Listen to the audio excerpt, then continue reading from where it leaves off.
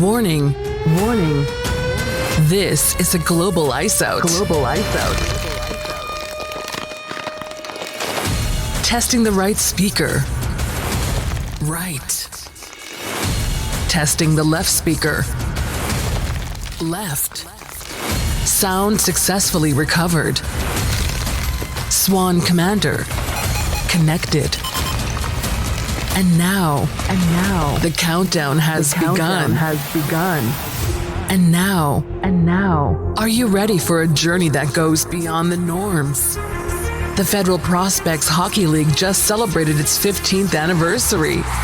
With a footprint and fan base rapidly expanding, Swan Hockey is now bringing you behind the scenes. Beyond what you see at games. Beyond the arenas. Beyond the crowds.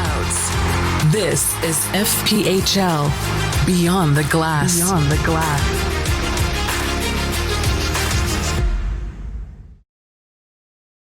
What's going on, everyone?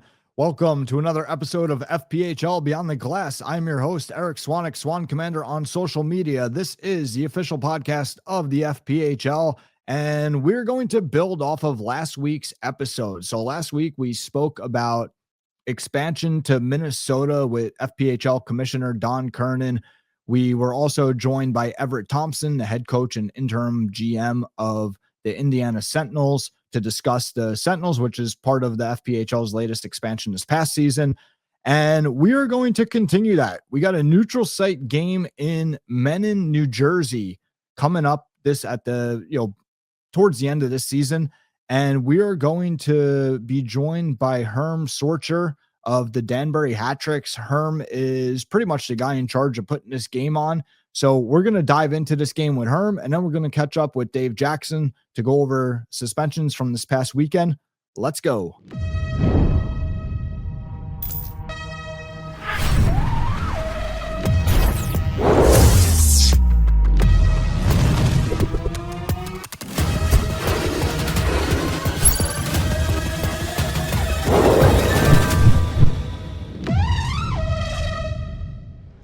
What's going on, Herm? Welcome back to the podcast. Oh, yeah. Good to be here, man. Always good to be here. Thank you. Good to have you here. How's everything been? All right? All good, man. All good. Very exciting time. Good. Yeah, for sure. So last week we spoke with Don Kernan about the expansion to Minnesota. We spoke with Everett Thompson about, the latest expansion there in Indiana, or part of the latest expansion. And now we have neutral site game coming up in New Jersey, my home state, your home state. Yeah. Oh, yeah. So let's dive into that. Oh, man, we need a team in New Jersey. We would love to have it, man. The Garden State's got to represent. But yeah, real exciting time. It's going to be Saturday, March 21st. We have a game at Mennan Arena, which is in Morris, New Jersey. If you've ever been to Morristown and Morris County, I mean, I love it. I used to live around there for probably about 15 years, and absolutely fantastic community. When I look at what the potential could be, I mean, this is an ideal market for a Federal Prospects Hockey League team. It's close to Binghamton, close to Danbury. We could expand into Pennsylvania and have a team that could be reasonably close as well. The building is beautiful. Great spot, a lot of good history, a lot of high school hockey. People are sports fans in that area. It's a fantastic community. They've had a successful minor league baseball team with the Somerset Patriots. I used to work for the New Jersey Cardinals. A lot of good history out there. So yeah, we're excited for this potential, and our vision and our goal is fill the building and show the community, hey, this is what it could be. This is what we could bring to your community, and hopefully they see it as a real positive add to their programming, and that will lead us to securing the lease for multiple years to come.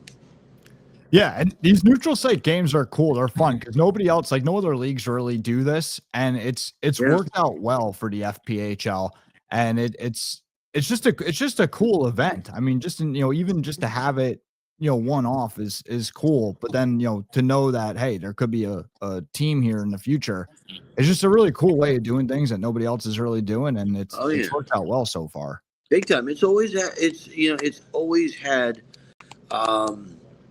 some positive results. I mean, Port Huron, Winston Salem, Topeka.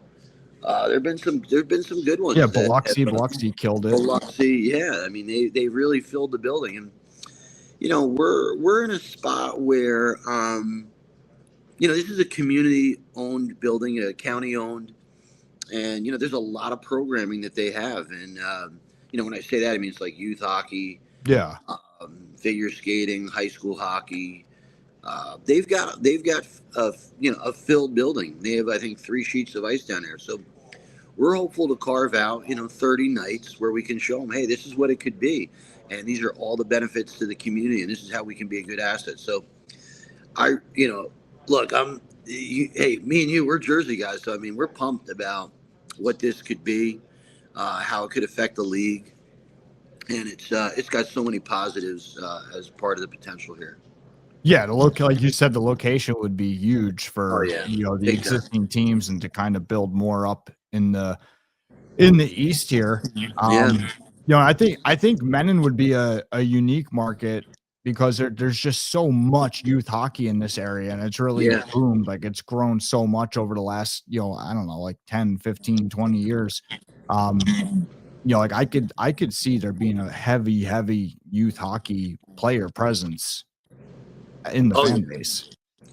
Oh, big time. Yeah. I mean, look, I know the program that plays out of that building, the New Jersey Colonials, Billy McCreary, who is our coach, one of our partners here, he was very involved with that program. And I think they had like 300, 400 kids, maybe even more than that. And, so that's very exciting. And look, if you can bring a pro team, a minor league team, and really show those kids, hey, this is what it could be. This could be, a future for you. And, I think it's exciting. I think kids want to aspire to be a pro athlete. And this is something that, they're going to get to meet the players. They're going to get to interact with them. And I think that's, it'll be very real.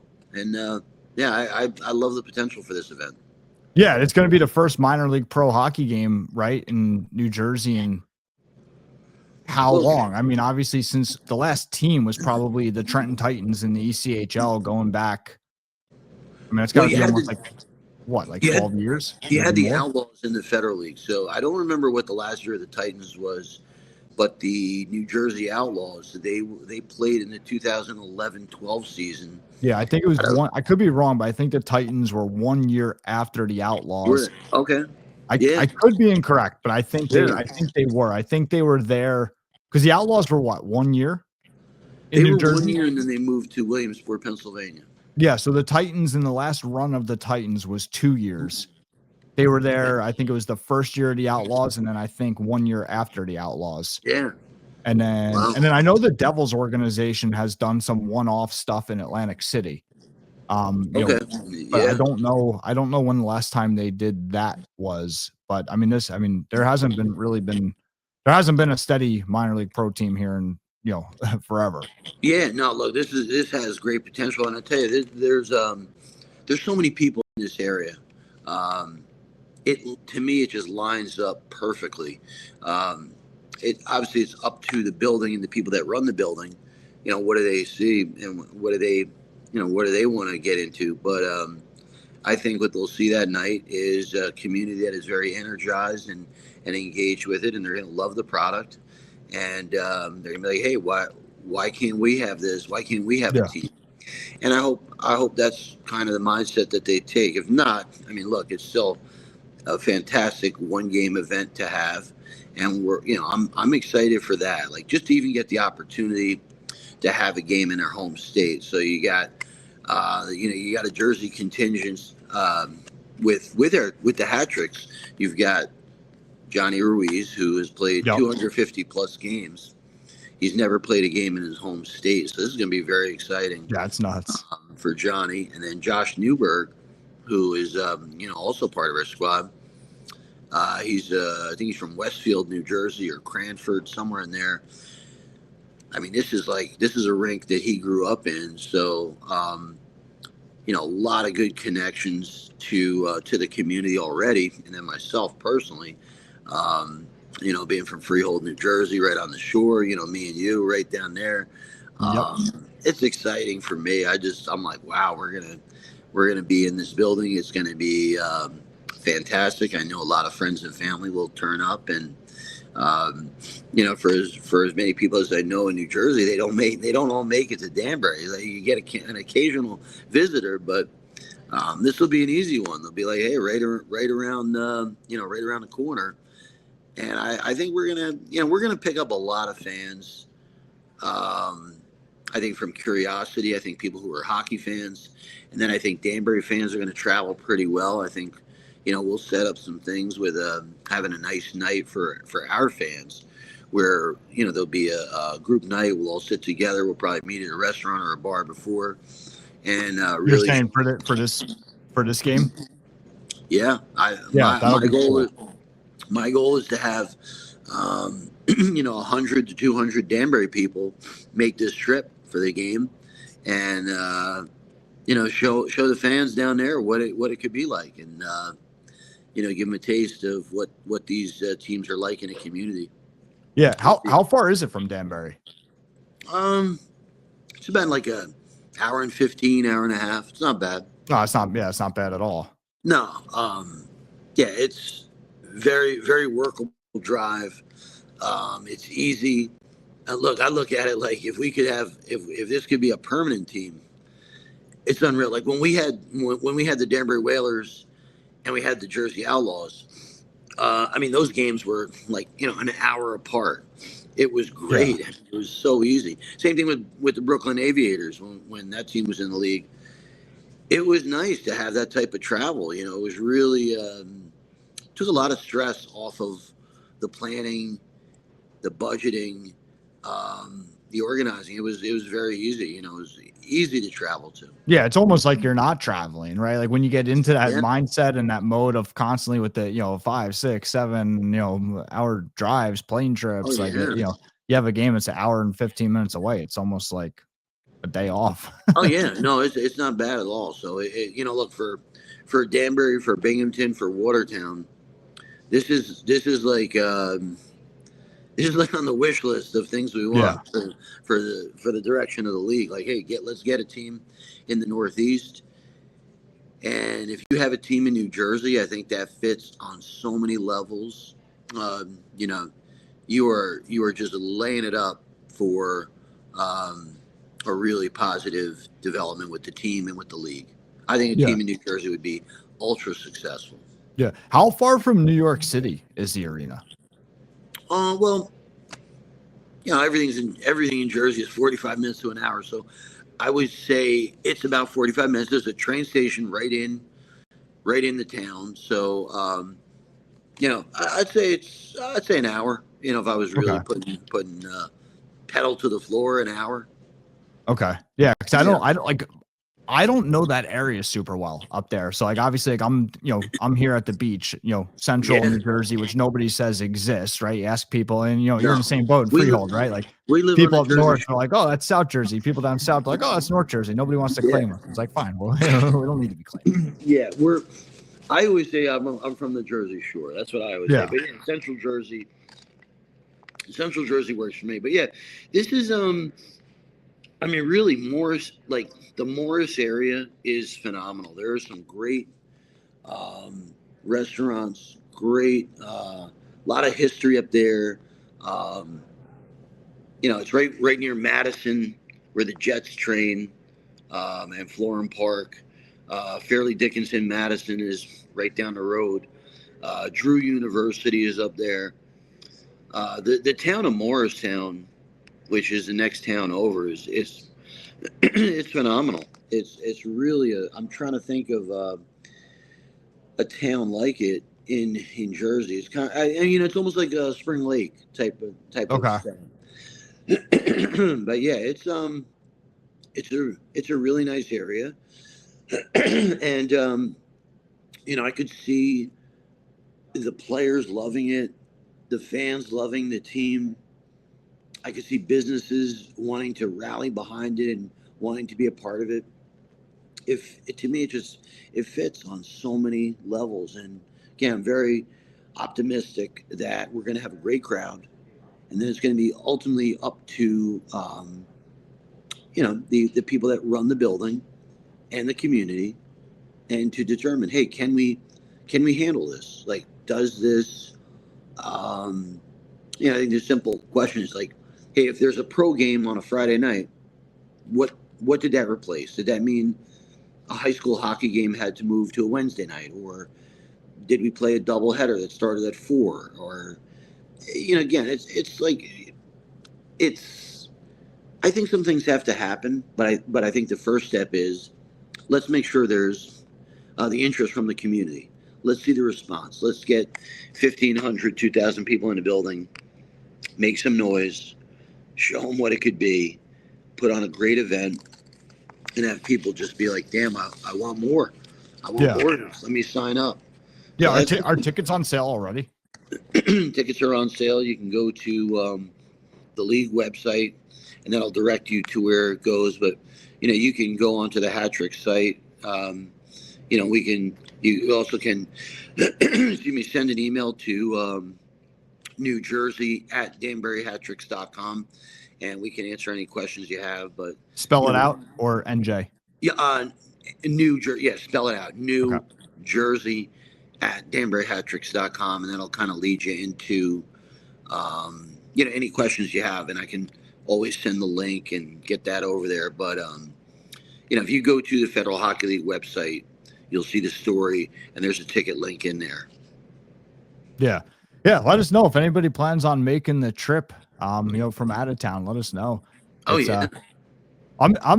excited for it. I think obviously it's gonna be really cool. Any ideas as to specialty jerseys, or going with the Watertown? Yeah, jerseys? we were talking about that. Like, should we rebrand for one night? And I think it has potential, but in the end, I think we're best. Both teams are probably best just coming in with their best jerseys, made and look as clean as can be. And look, I love the Hat Tricks logo, and I love what we wear. I love how it looks. So I think that's probably our best bet. Yes, a rebrand and one game in New Jersey would have been awesome, but I don't think we have that idea that beats just showing up in the regular, colors and logos that we currently have. Yeah. Oh, that's awesome. What's the whole, for you, what's the process like? So I guess when did this, and it kind of similar question I asked Don last week, is that process of, we talked about the expansion process. Now this is almost like pre-expansion, right? What is this like from, I'm assuming, who had the idea for this? Who had the idea of, hey, let's look at Mennan? I'm assuming, was it you? Well, I would say I'm a big New Jersey guy. So, everything New Jersey, I want to be involved with on any level, however I can support it, however I can help it. Don, I think AJ just texted me. He said, Herm's idea, tell him to take the credit. Oh, wow. Okay. Any league stuff that is going on, like, that really comes from Don and, Sarge and Andrew Richards. I went to them, we've always gone to them and said, hey, where can we find a team in the Northeast? Because we're all really motivated to find that. You got to find the building, you got to find the community, you've got to find the ownership group. So I have always been looking at New Jersey buildings, with whether it's for the league or for myself or for putting together a group. So I love the Cody Arena in South Orange or West Orange, the Middletown building, Trenton, Mennan Arena. There's some awesome ones. And so I've spoken to Mennan a few times, and they had a change in their leadership there. So I thought that kind of opened it up with, hey, maybe here's an idea. Let me go back and let me revisit it. I I went in with like the simplest approach, and I met with their commissioner, executive director Dave Helmer, and we had a great conversation. He's a big Flyers fan, which we didn't hold that against him, but we had a good conversation. But I just said, hey, I am looking for one game. I'm looking for one night that doesn't conflict with anything that you're doing. So, it's not going to, be after the high school season, after the youth season. Give me one game to show you what we can do. And I was like, here's all the ways we can help you. And he was like, okay. He's like, I like it. It's got potential. We'll do it. So, yeah, we settled on the date.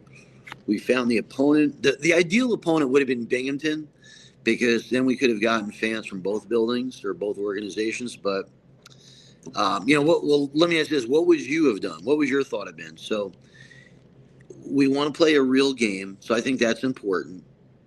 But, if you want a Friday or a Saturday, someone has to lose a Friday or Saturday. Well, right. This as much as we want to do a night in New Jersey, we didn't want to give up a Danbury home game. And, I'm sure Binghamton doesn't want to do the same either. It's worth too much. There's no risk. You just wouldn't want to do it. So it made sense to have a game with Watertown as the opponent. The other thing we could have done was we could have played on like a Wednesday night. So if we played like March 18th, Wednesday night, Danbury versus Binghamton, and it was an exhibition game, how do you think that would have gone? I think it's cooler having an actual league game that counts and means something, and then also to put the best foot forward for the community, right? Like obviously if you want to have the best turnout as possible, right? Like it means too much. So I mean, if it flunks on a Wednesday, then maybe you don't have a team there ever. That was really the thought. So we went with this game against Watertown, and first of all, I really appreciate Don and Sarge giving us the opportunity to take a shot here. And again, we've had some great neutral site games in this league. I mean, not everyone has worked out. I mean, someone even brought it up to me the other day, like, hey, do you remember you did a neutral site game in Bloomington, Illinois? I was like, no, I don't even remember it. But in 2019, the Hat-Tricks played in Bloomington, Illinois. I guess we played 2 games there. And it really, I don't even remember it. So it really wasn't, I don't, kind of like reflecting back, I think it was not really that well attended. But I think they ended up going with the Southern Pro League or the East Coast League. I don't remember which one they even have now. But we had games in Lewiston, Maine. We mentioned Port Huron. We mentioned Biloxi, Topeka. I think someone also said we had a neutral site game in Athens. I think. I mean, we weren't a part of it, so I don't remember.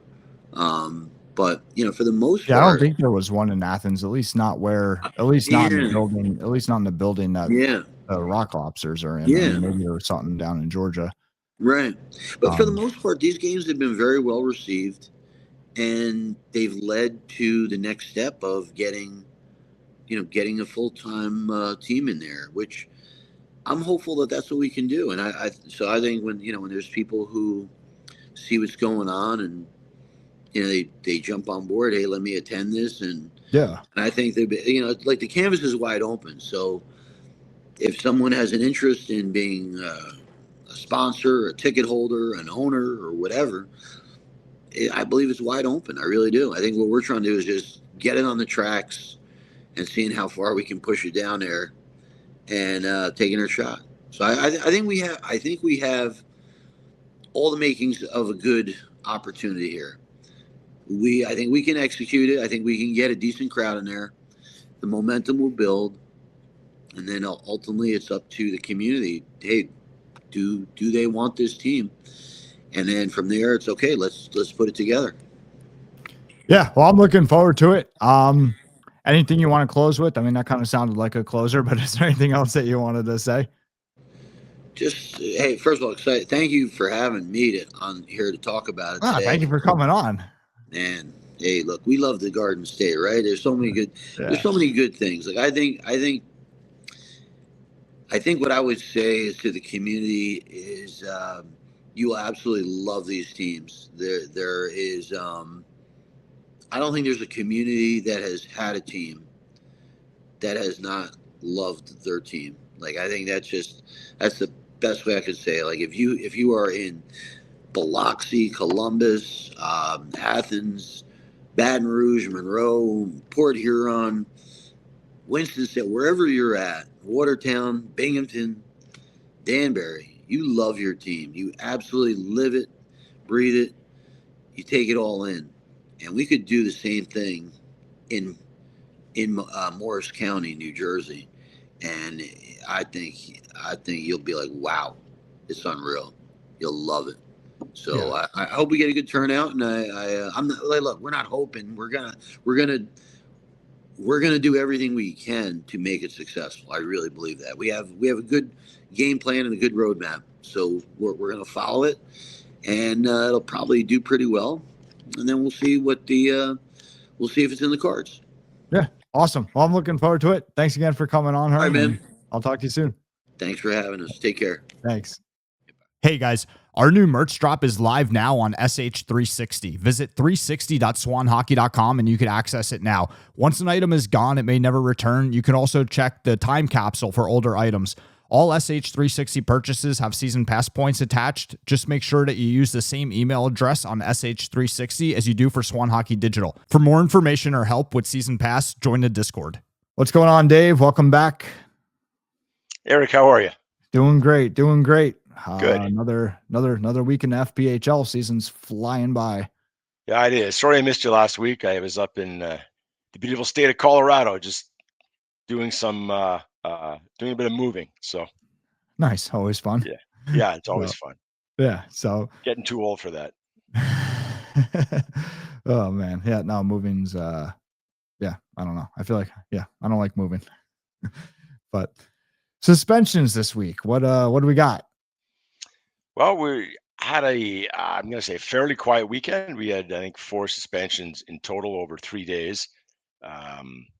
Friday, we had a match penalty for cross-checking. So player cross-checked the player in the face, but it kind of went off his shoulder into his face area, but it was intentional. It was deliberate. Referees called the match penalty. Good call. Player was suspended for 2 games for attempt to injure. Had it not hit the shoulder and gone straight into the face, it would have been far worse and probably a lot more games. But as it stands, first-time offender, 2 games for attempt to injure. That's pretty standard, pretty consistent over the past 4 years. First-time offense, match penalty is 2 games on something like that. Then I think that was all we had Friday night. Oh, we had a major for cross-checking. But upon further review, as I like to say in the NHL, upon further review, I determined that it wasn't that severe. It was more in the arm. It never rose above the shoulder area, so Okay. that was rescinded. Then we moved on to Saturday night, where we had one game where we had a brawl and multiple fights, and basically. The 2 guys involved in the fights, they fought. They didn't really fight twice. It was assessed 2 different fights, which any fight after the original altercation is a game misconduct. But what really got me was the ejection for continuing an altercation. And these guys just they fought. They got broken up. Linesmen came in. They had other players come in. Linesmen really had their hands full. Then they end up getting back together again. They fight again. Linesmen try and break them up. They're resisting the linesmen. Nothing. No one got hurt. Linesmen didn't get thrown around. But I think consistency-wise and set a standard, we can't have players just defying the linesmen when they come in and try and break up a fight. And if you're going to continue to throw punches over top of them, if you're going to continue to wrestle with them, then you're going to get a game misconduct for continuing, and you're going to get suspended. So they got suspended 1 game, because if we don't do that, then it's just open season on just keep scrapping, just keep brawling until you're done. Not when the referees tell you you're done, but until you're done. And we can't have that, because then you just get anarchy and it becomes mayhem in every game. So those guys got suspended for continuing an altercation. And then we went to Sunday, and unfortunately, we had a coach who was not too happy with the officiating, and let them know post game from the bench.